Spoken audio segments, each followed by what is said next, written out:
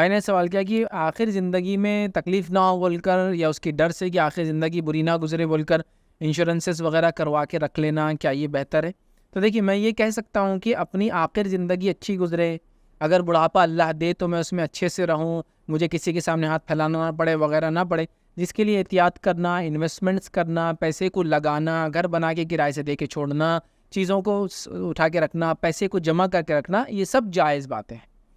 मतलब वही डर से कि बुढ़ापे में लोग आते नहीं जल्दी, कौन खिदमत करेगा, पैसा रहा तो लालच में कम से कम बच्चे भी खिदमत करते, लोग भी करते, ये सोचने में कोई हर्ज नहीं। ऐसे स्टेप जब भी आप उठाए कि बुढ़ापे में ये चीज़ मुझे काम है, इस चीज़ का ख्याल रखें कि वो काम जो कर रहे हैं वो हलाल हो।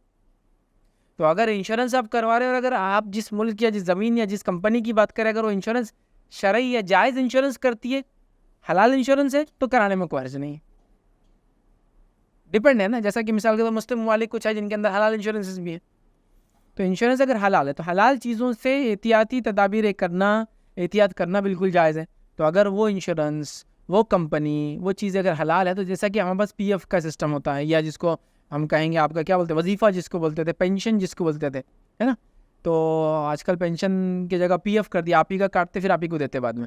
तो पेंशन हुआ करती थी किसी ज़माने में, पेंशन के बड़े फ़ायदे थे, इंसान रिटायरमेंट में मिलता, तो जायज़ था ना, ये एहतियाती थी कि इंसान ने 30 साल 35 साल जो है सर्विसेज दी, लिहाजा कंपनियाँ या गवर्नमेंट उसको बाद में भी उसके बुढ़ापे में कुछ ना कुछ मदद हो, बल्कि 30% ऑफ द उसकी सैलरी जो होती थी पेंशन में मिलती थी उसको, ये चलाती थी।